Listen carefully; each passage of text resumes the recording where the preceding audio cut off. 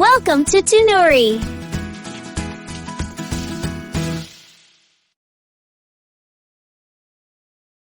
பல நூற்றாண்டுகளுக்கு முன்பு சோபாவதி என்ற செல்வச் செழிப்பு நிறைந்த ஒரு நாடு இருந்தது. அந்த நாட்டை யசேது என்ற நீதிமான் மன்னன் ஆட்சி செய்து வந்தார்.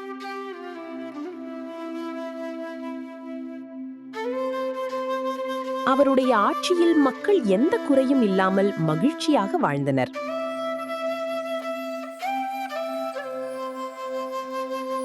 நகரம் முழுவதும் அகன்ற தெருக்கள், அழகிய அரண்மனைகள், வணிகச் சந்தைகள், பசுமையான தோட்டங்கள் என எங்கு பார்த்தாலும் செழிப்பு மட்டுமே காணப்பட்டது.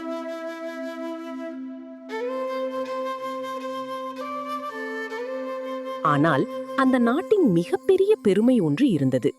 அதுதான் அன்னை கௌரி தேவியின் பிரம்மாண்டமான கோவில்.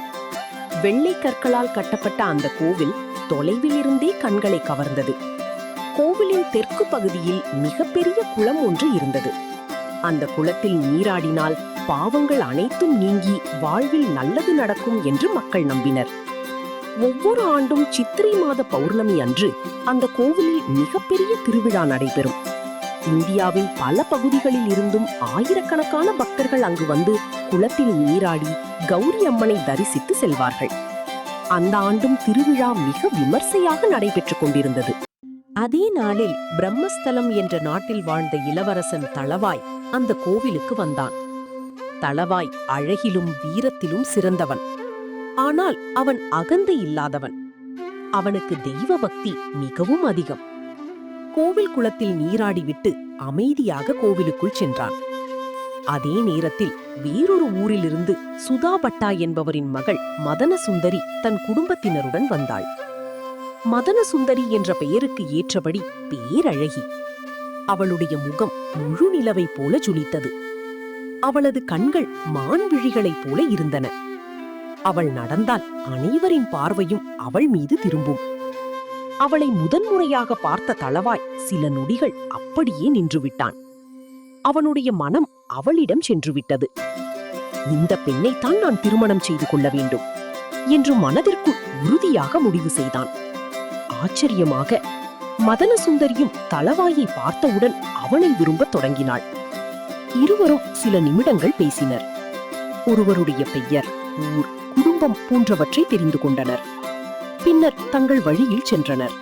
ஆனால் தளவாயால் மதனசுந்தரியை மறக்க முடியவில்லை. அவளுடைய நினைவு பகலும் இரவும் அவனை வாட்டியது. சாப்பாடு குறைந்தது, தூக்கம் போய்விட்டது. முன்பு உற்சாகமாக இருந்த இளவரசன் சில நாட்களிலேயே மிகவும் மெலிந்து போனான். இதை பார்த்த அவனுடைய தாய் மிகவும் கவலைப்பட்டாள்.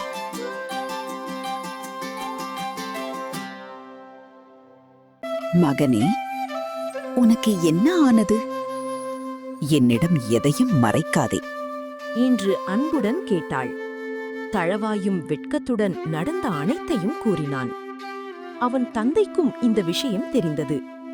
அவர் சிரித்தபடி, இதற்காகத்தானா இவ்வளவு கவலை? சுதா பட்டா நம் உறவினர், நல்ல குடும்பம். நாமே சென்று பெண் கேட்டால் அவர் கண்டிப்பாக சம்மதிப்பார் என்றார். தளவாய்க்கு நிம்மதி ஏற்பட்டது. அடுத்த நாளே தளவாயின் குடும்பம் சுதாபட்டாவின் வீட்டிற்கு சென்றது. இரு குடும்பங்களும் மரியாதையுடன் பேசிக் கொண்டனர். தளவாயின் தந்தை, உங்கள் மகளை என் மகனுக்கு திருமணம் செய்து கொடுக்க விரும்புகிறோம் என்று கேட்டார். சுதாபட்டாவும் மகிழ்ச்சியுடன் சம்மதித்தார். சில நாட்களுக்கு பிறகு நல்ல நாளில் திருமணம் நடந்தது. ஊர் முழுவதும் திருவிழாவை போல கொண்டாடப்பட்டது. இருவரும் மகிழ்ச்சியாக இல்லற வாழ்க்கையை தொடங்கினர். நாட்கள் அமைதியாக சென்றன. அக்கா, எங்கள் வீட்டில் துர்கா பூஜை நடக்கிறது. நீங்களும் மாமாவும் கட்டாயம் வர வேண்டும் என்று அழைத்தான். தளவாயும் மகிழ்ச்சியுடன் சம்மதித்தான். மறுநாள் மூவரும் பயணம் தொடங்கினர். வழியில் பல கிராமங்களை கடந்து இறுதியாக சோபாவதி நகரில் இருந்த பழமையான துர்கா கோவிலை அடைந்தனர். அங்கு ஏற்கனவே மதனசுந்தரியின் பெற்றோர்களும் உறவினர்களும் வந்திருந்தனர். அந்த கோவிலில் ஒரு விசித்திரமான வழக்கம் இருந்தது. மூலஸ்தானத்திற்குள் ஒரே நேரத்தில் ஒருவர்தான் செல்ல முடியும்.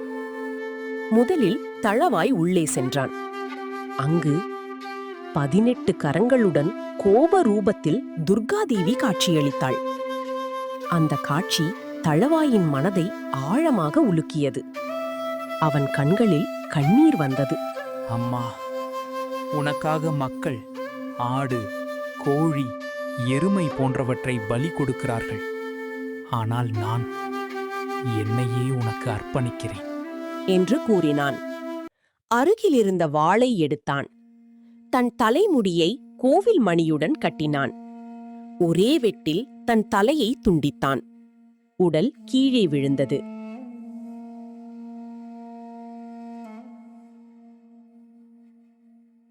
நேரம் கடந்தும் தளவாய் வெளியே வரவில்லை. இதனால் மதனசுந்தரியின் தம்பி உள்ளே சென்றான். அங்கே கண்ட காட்சி அவனை அதிர்ச்சியில் ஆழ்த்தியது. தளவாய் உயிரற்ற நிலையில் கிடந்தான். அவன் மனம் உடைந்தது. இப்படி ஒரு பக்தனை நான் எப்படி தனியாக விட முடியும் என்று நினைத்தான். அவனும் அதேபோல் தன் தலையை வெட்டி உயிரை விட்டான்.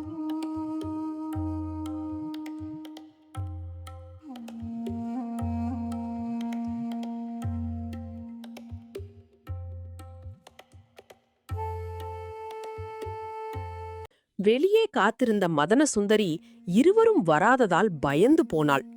அவளும் கோவிலுக்குள் ஓடினாள். அங்கே தன் கணவரும் தன் தம்பியும் இருவரும் தலை வேறு உடல் வேறாக கிடப்பதை பார்த்தவுடன் கதறி அழுதாள். ஐயோ, என் வாழ்க்கை முடிந்து விட்டதே. இனி நான் எப்படி வாழ்வேன் என்று அழுதாள். பின்னர், நானும் உயிரோடு இருந்து என்ன பயன் என்று வாழை எடுத்தாள். அப்போது கோவில் முழுவதும் ஒரு தெய்வீக குரல் ஒலித்தது. மகளே, அவசரப்படாதே. உன் கணவனும் உன் தம்பியும் காட்டிய பக்தியை நான் மெச்சுகிறேன். அவர்கள் தலையை எடுத்து தங்கள் உடலின் மேல் வைத்தால் இருவரும் உயிர் பெற்று எழுந்து விடுவார்கள் என்று துர்காதேவி அருள்வாக்கு கூறினாள். மதனசுந்தரிக்கு அளவற்ற மகிழ்ச்சி ஏற்பட்டது. அவள் உடனே 2 தலைகளையும் எடுத்தாள். ஆனால் அவள் மிகவும் பதற்றத்தில் இருந்தாள். அவசரத்தில் எந்த தலை எந்த உடலுக்கு சொந்தம் என்று கவனிக்கவில்லை. தவறுதலாக தன் கணவரின் உடலில் தம்பியின் தலையையும் தம்பியின் உடலில் கணவரின் தலையையும் வைத்துவிட்டாள். அடுத்த நொடியில் இருவரும் உயிருடன் எழுந்து நின்றனர். ஆனால் அப்போதுதான் அவளுக்கு தான் செய்த தவறு புரிந்தது. அவள் அதிர்ச்சியில் உறைந்து போனாள். இப்போது இவர்களில் யார் என் கணவர் என்ற கேள்வி அவளை வாட்டியது. ஒருவருக்கு கணவரின் உடல் இருந்தது, மற்றொருவருக்கு கணவரின் தலை இருந்தது. உண்மையான கணவன் யார்?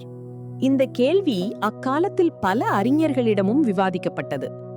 இறுதியில் அனைவரும் ஒரே முடிவுக்கு வந்தனர். ஒரு மனிதனின் அடையாளம் அவனுடைய தலையில்தான் இருக்கிறது. நினைவுகள், அறிவு, சிந்தனை, பேச்சு எல்லாமே தலையோடு தொடர்புடையவை. உடல் என்பது ஒரு கருவி மட்டுமே. எனவே கணவரின் தலை இருந்த உடலே உண்மையான கணவன். அதனால் மதனசுந்தரி கணவரின் தலை இருந்த மனிதரையே தனது கணவராக ஏற்றுக்கொண்டாள். நண்பர்களே, இந்த கதை நமக்கு ஒரு முக்கியமான உண்மையை உணர்த்துகிறது.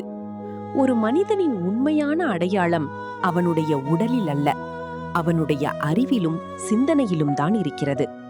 அறிவே மனிதனின் உண்மையான அடையாளம். இந்த வீடியோ பிடிச்சிருந்தா லைக் பண்ணுங்க, ஷேர் பண்ணுங்க, மறக்காம சப்ஸ்கிரைப் பண்ணிடுங்க.